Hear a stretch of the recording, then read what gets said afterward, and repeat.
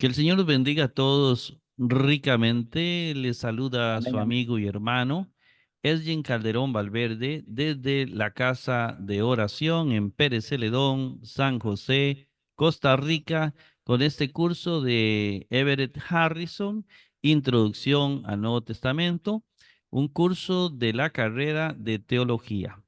Hoy tenemos como de costumbre al hermano Eduardo, que nos visita todos los martes, a quien le damos una gran bienvenida, Gracias. y la hermana Marjorie Calderón, a quien también le damos la bienvenida y que siempre nos acompaña. Bien, vamos a dar inicio al programa de hoy. Estamos viendo el capítulo 1, primer capítulo de la introducción al Nuevo Testamento, un curso básico para conocer la Sagrada Escritura. Y como lo comentábamos fuera de cámaras, un curso fundamental para nosotros poder entender la Biblia. La Biblia es un libro maravilloso, pero es un libro complejo, complicado, de hace 2000 años para atrás que tenemos que estudiar para comprender. Entonces, en Ujú. eso estamos.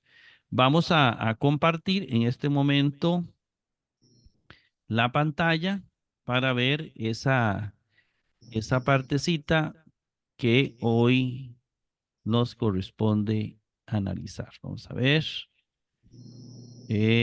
Ahí. Hermanito se ve, ¿verdad? Perfecto, perfecto, clarito. Excelente. Bueno, habíamos dicho la literatura en los tiempos de Cristo, en el Nuevo Testamento y antes de eso, es muy importante como contexto, es decir, para entender el Nuevo Testamento. Hay muchas cosas que se entienden cuando nosotros sabemos que existen libros que nos dicen cosas y uno dice, ¿y esto de dónde lo sacó el Nuevo Testamento? Y conociendo estos libros, vamos a ver cuáles de estos libros se utilizaron en el Nuevo Testamento, cuáles libros utilizaron los apóstoles de estos libros, porque a veces creemos que los apóstoles solamente se sentaban a ver solo Isaías, Jeremías, Ezequiel, etcétera. No, ellos también se sentaban a leer estos libros. Por ejemplo, este que tenemos aquí, los testamentos de los 12 patriarcas. Uno dice, ¿y qué es ese libro? Bueno, es un libro que también, ahora vamos a ver después en la otra parte, cómo estos libros eran leídos en el Nuevo Testamento, eran leídos por los primeros cristianos. Y ahí es donde están esas respuestas que a veces buscamos, ¿de dónde salió esto? Entre los libros, que ya vimos muchos tipos de libros, hay apocalípticos, recuerdan, y hay Ajá. libros, aquí libros generales. Entre los libros generales tenemos este cuarto libro, los testamentos de los 12 patriarcas. Y bueno, yo he escrito un poco de ellos, tal vez lo más relevante, porque es mucho lo que hay de esto. Y como es un curso introductorio, dice que estos documentos, porque son varios libros, ¿verdad? Consisten en supuestos dichos. Vamos a usar la pluma. Vamos a ver, aquí vamos a para atrás y usar la pluma. Aquí la pluma. Supuestos dichos, es decir, que ellos creen que esos dichos los dijeron los hijos de Jacob. Los 12 hijos de Jacob, dicen ellos, usaron esos dichos, pero no, sabemos que no, ¿verdad? Antes de morir. Haciendo algo parecido a lo que dice el Génesis capítulo 49, donde Jacob se reúne antes de morir con sus hijos, les comienza a dar bendiciones. Este libro o estos libros supuestamente fueron los dichos que dijo Jacob a sus hijos. Cada testamento, porque son un montón, ¿verdad? Contiene una reseña biográfica del patriarca, de la vida del patriarca, la vida de Jacob, detallando las virtudes, los vicios de Jacob, y hay una sección en eso de exhortación, de llamada de atención. Hay una parte en ese libro donde se llama la atención y finalmente termina con unas predicciones respecto a Judá, respecto bueno, a todos sus hijos, Rubén, etcétera, sobre lo que van a hacer en el futuro. Supuestamente esto, unos 2000 años antes de Cristo, 1800 por ahí. Ujú. Sin embargo, no es así, es un libro que fue escrito en los tiempos de Jesús, pero que los leían los apóstoles y los apóstoles como no podían determinar si sí o si no, pues ellos creían que realmente eran esos libros. Dice que es una obra difícil de clasificar. Hay visiones que podrían justificar la inclusión de esta obra en los Apocalipsis. Digamos, se puede decir, es un Apocalipsis. El carácter es moralista y profético. Moralista es que llama la atención sobre la conducta. Y profético porque hay profecías, visiones. Entonces, más moralista y profético que apocalíptico, ¿verdad? En cuanto a la ubicación, no se sabe mucho del origen y la fecha. Origen y fecha, ¿verdad? Origen y fecha. Este fragmento, se descubrió este fragmento del testamento de Leví, es uno de los hijos, ¿verdad? De Jacob, como el de Neftalí, se descubrió en Qumran, ahí es donde se descubrió. Ujú.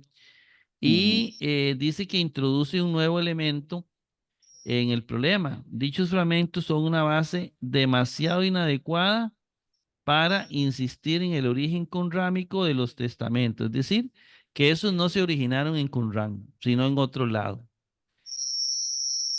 Ese señor Charles ha propuesto un origen judío para esta literatura y explica los elementos cristianos con una teoría de interpolación. ¿Qué es eso, interpolación? Bueno, él dice que en esto, porque ahí se habla supuestamente en estos testamentos, se habla del cristianismo. Entonces, obviamente, algún cristiano metió elementos cristianos ahí. Entonces, son interpolación. Se mete en el libro cuestiones cristianas.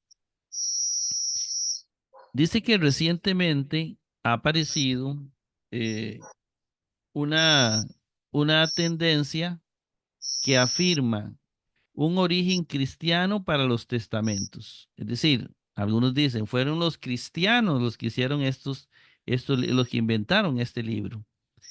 ¿Por qué? Por los elementos cristianos que hay en la obra, ¿verdad? Hay elementos cristianos, entonces dice, ese libro fue hecho por cristianos. Este señor Honge considera los testamentos como cristianos, pero apropiando una cantidad de material judío y este hizo su aparición en la última parte del siglo II, ¿verdad? Este otro señor, Cross, hijo, dice lo siguiente.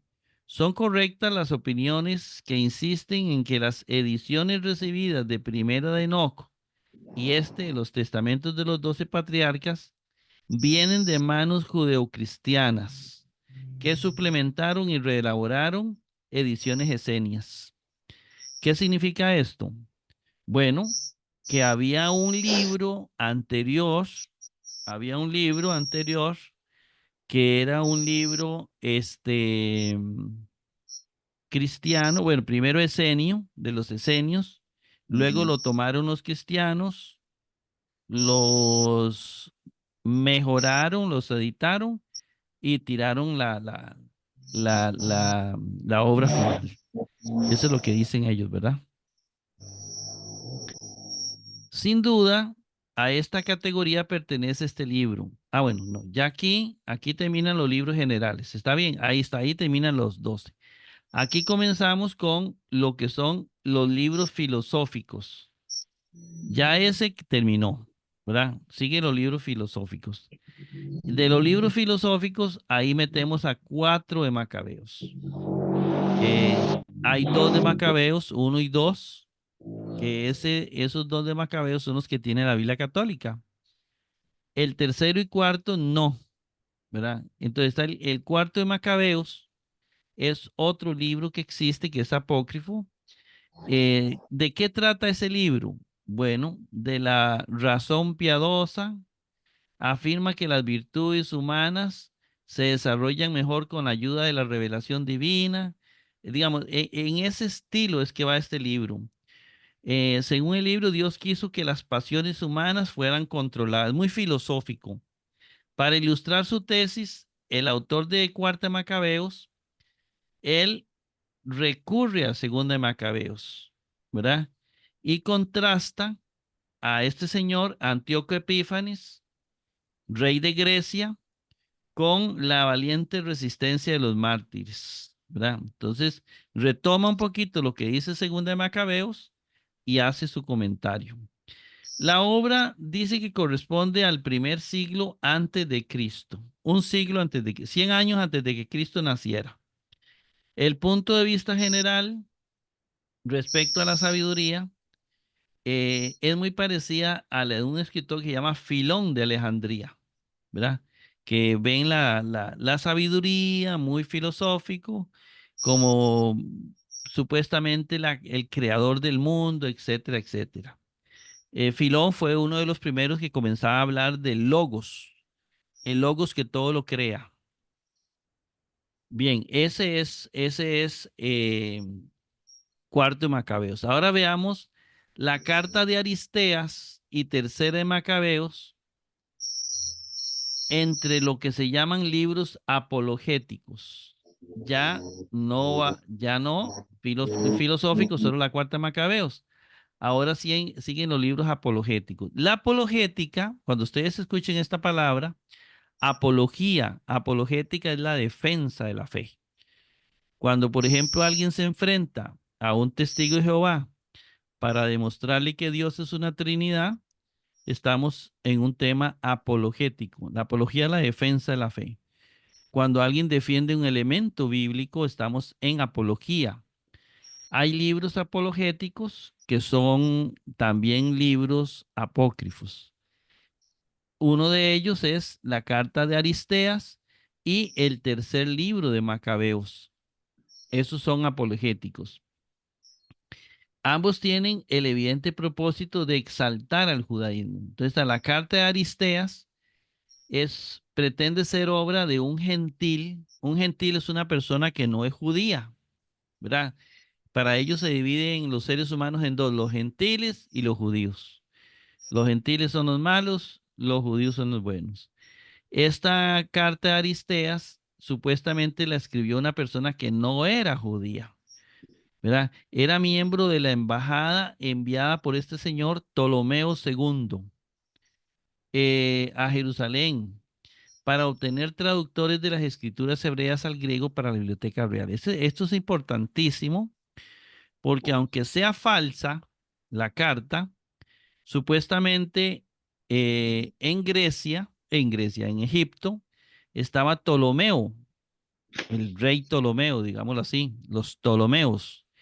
Y Ptolomeo quería hacer la Biblia griega, la Septuaginta.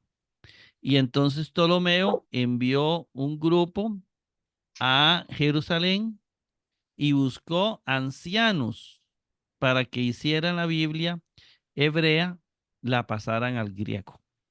Ve, de eso trata más o menos la carta de Aristeas. Por eso lo ubica uno mucho. Y era en los tiempos en que supuestamente estaba en la biblioteca de Alejandría. Aristeas escribe a su hermano Filócrates,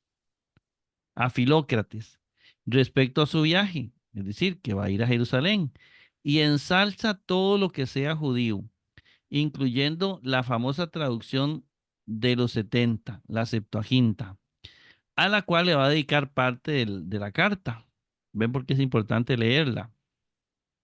La carta de Aristea no puede considerarse auténtica porque lleva huellas de haber sido compuesta en una fecha posterior. Por otra parte, cabe decir que sin duda la misma contiene una tradición valiosa, es decir, es importante aunque sea falsa. porque nos ubica sobre la versión de los 70, es decir, la Biblia que se tradujo del hebreo al griego. En especial, la Tácita, dice el autor, admisión de que el verdadero trasfondo de la traducción fue la necesidad que los judíos egipcios tenían de tal obra. Recordemos que en Egipto habían judíos que vivían en la diáspora y ellos decían, nosotros no sabemos hebreo, pasen la Biblia al griego porque nosotros sabemos griego, ellos hablaban griego. Entonces ellos tenían necesidad de ese libro. Ve, esto se ve en esta carta. Eh, entonces, esa es la gran importancia.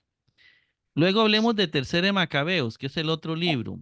En el Tercera de Macabeos, el lector recibe un narrativo de la tentativa de Ptolomeo IV, ya no el segundo, sino cuarto, de entrar, Ptolomeo, que era el rey de Egipto, ¿verdad? Entrar al templo de Jerusalén con el único resultado de ser repelido divinamente y derribado al suelo. Entonces, él quiso entrar al templo de Jerusalén y fue derribado por Dios, ¿verdad? Después de recuperarse, el rey decide ventilar su ira sobre los judíos. Es decir, el rey se levantó y desató toda su ira contra los judíos. Los hostilizó de varios modos y quiso exterminar a los judíos, ¿verdad? Bajo los pies de cientos de elefantes embriagados. Entonces le echó todos los elefantes al pueblo judío. Hay una visión de ángeles, hizo que los elefantes se volvieran contra el mismo rey Ptolomeo y lo obligó a reconocer su error y rescindir su orden, eliminar su orden, ¿verdad? Revirtiendo completamente su actitud anterior, Ptolomeo pasó a favorecer a los judíos, cuya posición fue entonces segura. Entonces Ptolomeo se convirtió y entonces comenzó a ayudar a los judíos. Este, en número 8, ya esos son los libros, esos libros apologéticos. Luego, de octavo lugar, tenemos los libros misceláneos. Hay libros, vea qué montón de libros. Y estos libros, la importancia de estos libros es esa, digamos, que son libros que se usaron. Eran miles de libros. Y ve, estos son los que han aparecido. Hay miles que están desaparecidos. Eh, Aquí metemos en los libros misceláneos todos los demás libros apócrifos. Por ejemplo, hay un libro que se llama el libro de Baruch, que da a entender que fue escrito en Babilonia por el secretario de Jeremías. Después de haber sido leído a los exiliados, fue enviado a Jerusalén.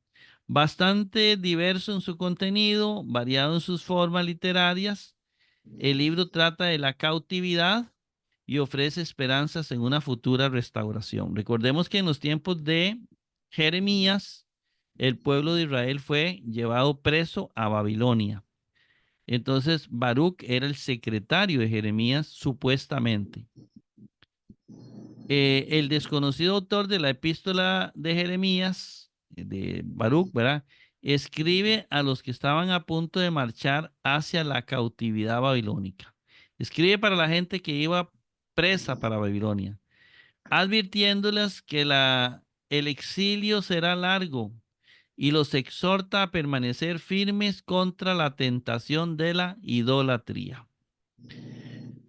Una de las adiciones a Daniel, de otro libro, ¿verdad? Insertado después de Daniel 3:23, es la oración de Asadas, Abednego, y el canto de los tres santos jóvenes.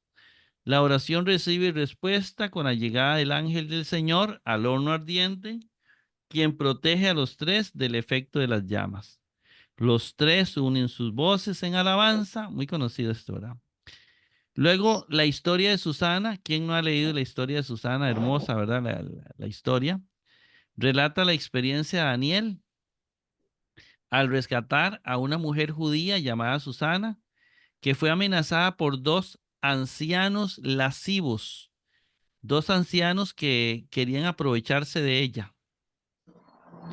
Habiendo sido, eran ancianos respetados en el pueblo de Israel y vieron que Susana era muy hermosa y quisieron aprovecharse de ella. Y como ella no quiso, la acusaron y Daniel es el que sale a rescatarla. Dice, habiendo sido rechazados por ella, ¿verdad? Porque ella los rechazó, entonces ellos la acusaron de infidelidad a su marido. Daniel pasa al frente para salvar a la mujer de la muerte, incriminando a los ancianos del falso testimonio. Esta está en uno de los libros deuterocanónicos de la Iglesia Católica. Si pueden leerlo, está preciosa esta historia. La de Bel y el dragón también está interesante, porque este versa cómo Daniel desenmascara la idolatría. En la primera narración, Daniel y el rey Ciro de Persa están en desacuerdo con respecto a adorar al dios Bel, ¿verdad? Y Daniel le dice al rey que el consumo de las ofrendas que el dios hace es prueba de su existencia. ¿Qué era eso? Bueno, que al rey Ciro le decían los sacerdotes, el dios Bel está vivo, hay que adorarlo. ¿Y por qué está vivo?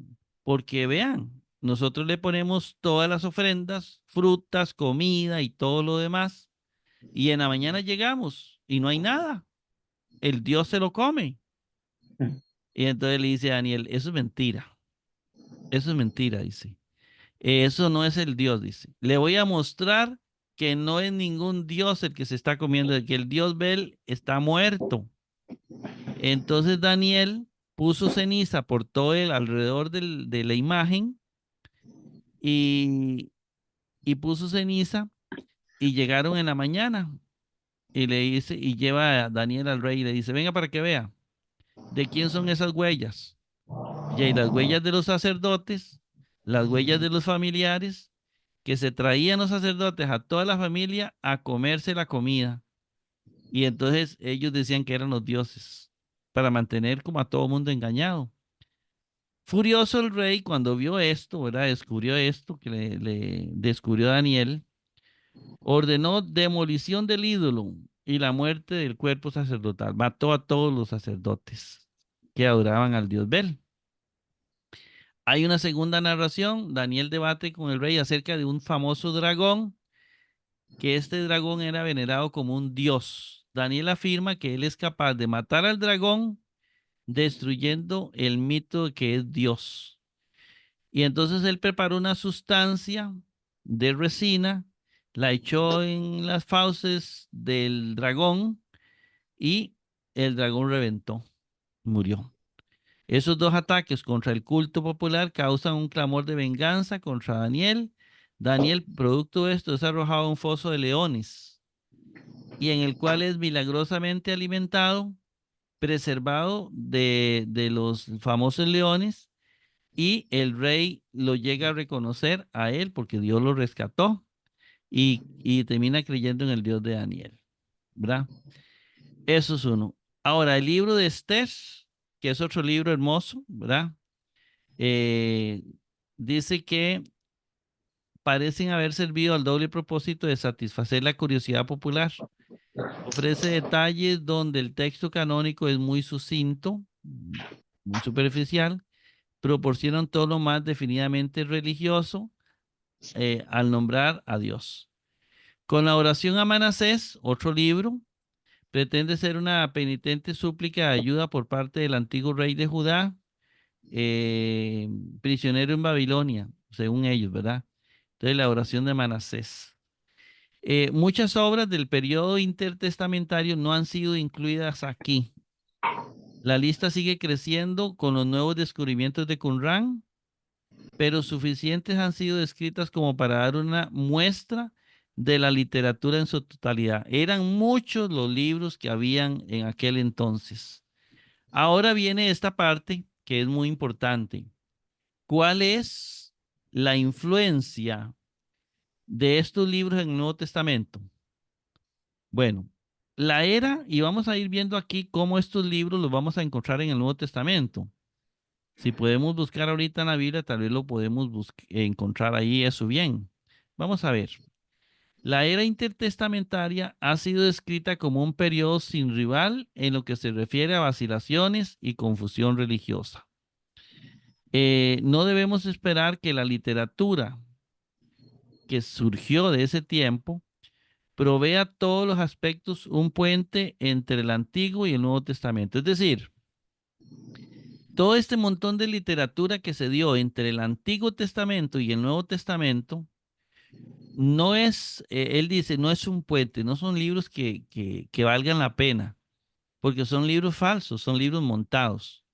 Entonces, hay un perfecto orden entre el Antiguo y el Nuevo Testamento y no necesita de estos libros.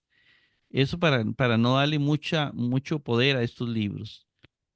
En el caso de los escritos producidos bajo la influencia helénica, hay muchos libros que se produjeron por influencia de los griegos. Desde que llegó Antíoco Epífanes y comenzaron a gobernar, se hicieron muchos libros con influencia griega. ¿Qué nos enseñan estos libros? ¿Qué le metió al pueblo judío? Bueno, que la naturaleza y el destino del hombre son vistos de manera muy diferente a como los ve la Biblia, la escritura hebrea. Por ejemplo, veamos esto. El cuerpo. El cuerpo humano por los griegos es despreciado y por eso no cabe la posibilidad de una resurrección. Eso le metió a los griegos. Para los hebreos, el cuerpo es valioso y creemos en una resurrección. Ve la diferencia entre esa cultura. En Palestina, el curso de los acontecimientos políticos dejó su sello en la literatura, ¿verdad? Particularmente en la esperanza mesiánica. Toda la literatura que venía de judíos nos hablaba de que va a venir un Mesías, de que va a venir el rey David, un descendiente del rey David. Cuando la confianza en los líderes humanos decayó, la opresión foránea, sobre todo de los romanos, se hizo cruel. Entonces dijeron, aquí estamos mal, Dios nos abandonó. Entonces comenzó una tendencia a anticipar la irrupción trascendental del tipo que predomina en el Apocalipsis o los Apocalipsis. Entonces los Apocalipsis surgen como para decir al pueblo, tranquilos, Dios va a venir y nos va a salvar. Entonces ahí surge un montón de Apocalipsis que ya mencionamos.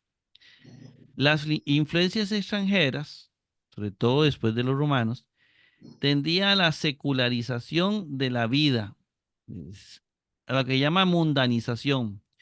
Tuvieron su efecto en un endurecimiento de la resistencia a través de una ley más rigurosa. Entonces comenzaron a aplicar más la ley, ¿verdad? El estilo fariseo, digámoslo así. Esto origina una era de legalismos. Ustedes ven que cuando Jesús viene, había tanto legalismo, los judíos eran muy legalistas, ¿verdad? Y todo eso lo vemos en los evangelios. Y cierto efecto sobre la iglesia primitiva. Y esa guerra entre la iglesia primitiva y los judíos. Hay una guerra ahí, ¿verdad? Es que tienen que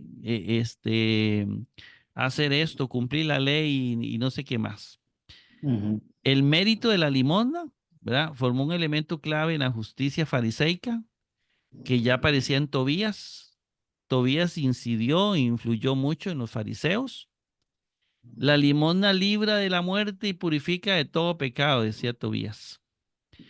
Judith, ¿en qué influye Judith en el Nuevo Testamento? Refleja la importancia de la exactitud ceremonial, de la pureza ritual que tenían muchos los fariseos, ¿verdad? Ese énfasis en los ayunos, las oraciones, como usted los encuentra en el fariseísmo de los evangelios. Ve cómo estos libros están metidos en la influencia, sobre todo de por qué los fariseos eran así, porque estos libros habían influido en ellos. Un reconocimiento formal por parte de los escritores neotestamentarios de su deuda para con la literatura intertestamentaria no es común. Bueno, eso lo vamos a ver con estos ejemplos. Vamos a ver cuánto nos queda. 8 minutos. Vea, este primer caso, Judas 14 y 15, es un ejemplo. Vamos a ver si yo tengo aquí, si puedo buscar aquí Judas y ya se los muestro. Si ustedes pueden buscar Judas, Judas, vamos a ver si está bien esto. 14. Vea lo que dice Judas 14. Vea lo que dice. Vamos a ver si lo puedo poner más grande. ¿Se ve un poquito? Sí, claro, claro. Dice, Enoc, eso dice Judas 14. Enoc, el séptimo después de Adán, profetizó ya sobre ellos. Mirad, el Señor ha venido con sus santas miriadas. ¿De dónde está tomando esto? Del libro de Enoc, que es un libro que no está en la Biblia. 15. Para realizar el juicio contra todos y dejar convictos a todos los impíos de todas las obras de impiedad que realizaron y de todas las palabras duras que hablaron contra él los pecadores impíos. Judas 14:15 nos dice, ¿qué nos dice? Que usó un texto que no está en la Biblia. Vean, está usando sencillamente un libro apócrifo. Judas, el escritor de Judas, usa un libro apócrifo. ¿Ven? Ahí tenemos el primero. Una fuente que no es canónica para nosotros, pero para él sí fue canónica. Es un libro que no entró en el canon del Nuevo Testamento. Usó Enoc 1:9. Veamos lo otro. Dado que el Nuevo Testamento tiene algunas instancias de citas de escritos paganos, veamos Hechos 17:28. Vamos a ver qué dice. Hechos 17:28. Vamos a ver. Vamos a hacer esto pequeñito para buscarlo. Hechos 17:28. Vamos a buscarlo aquí en la Biblia digital. Hechos. Y vamos a ver si carga. Aquí está. 17:28. Hechos 17:28 dice. Esta. Esta cita de dónde la toma el agiógrafo. Pues en él vivimos, nos movemos y existimos, como han dicho algunos de vosotros, porque somos también de su linaje. Esta cita no la tomó de la Biblia, ¿verdad? Esta cita no la tomó de la Biblia. Esta cita la está diciendo Pablo, se la está diciendo a estos griegos, ¿verdad? Cuando está hablando con estos atenienses. Hechos 17:28. Está hablando, recuerdan que está hablando en el Areópago. 17:28. Le está hablando a los filósofos paganos y le está diciendo, pues en él vivimos, nos movemos y existimos, como han dicho algunos de ustedes, los filósofos, porque somos también de su linaje. ¿Qué está usando? Una cita de un filósofo pagano. No está usando un texto bíblico. Si seguimos con 1 Corintios 15:33, veamos cómo se usan libros paganos. Primera de Corintios 15:33. Vamos a hacerlo pequeñito. 15:33. Primera de Corintios, buscamos la digital, Primera de Corintios 15:33. Vamos a ver qué dice en el 15:33. 15:33. No os engañéis, dice, las malas compañías corrompen las buenas costumbres. Esto no es, tampoco aparece en la Biblia, no aparece en ningún lugar del Antiguo Testamento. ¿De dónde lo tomó Pablo? ¿De dónde lo tomó el autor sagrado? Ve. Bueno, esa. Y vamos a ver si me da tiempo. Tito 1:12. Tito 1:12. Vamos a ver Tito 1:12. Esto van a quedar ahí en el programa para que ustedes después los busquen y ustedes vean qué Correcto, interesante. correcto. Tito 1:12. Vea el 1:12, vea lo que dice. Uno de ellos, profeta suyo, dijo, los cretenses son siempre mentirosos, malas bestias, vientres perezosos. Eso tampoco está en la Biblia del Antiguo Testamento. ¿De dónde lo tomó? Uno de ellos, profeta suyo, dijo. alguien de los cretenses, que obviamente no tiene que ver nada con el Nuevo Testamento. Bueno, estos son ejemplos de influencias. Vamos a seguir después la otra semana porque ya el tiempo se nos ha ido. Vamos a dejarlo por aquí.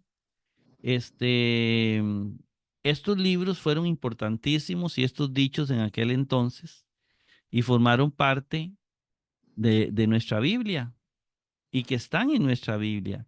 La Biblia de nosotros, el Evangelio, no necesariamente tiene cosas del Antiguo Testamento, sino de estos libros que acabo de mencionarles en estos últimos programas. Así está hecha nuestra Biblia. Entonces, vamos a ir dejando por acá. Estamos a punto ahorita de que el programa colapse porque son 40 minutos. ¿Listo, mis hermanos? ¿Estamos? Está bien, papito. Bueno, el Señor me los bendiga Amén, ricamente a amén. Marjorie, a don Eduardo, quienes amablemente siempre nos acompañan y los que Claro que hacen sí. posible que este programa se dé. Vamos Ok. a dejar de grabar y creo que los esperamos la próxima semana si el Señor lo permite. Próximo martes, si Cristo no ha venido. Si Cristo no ha venido.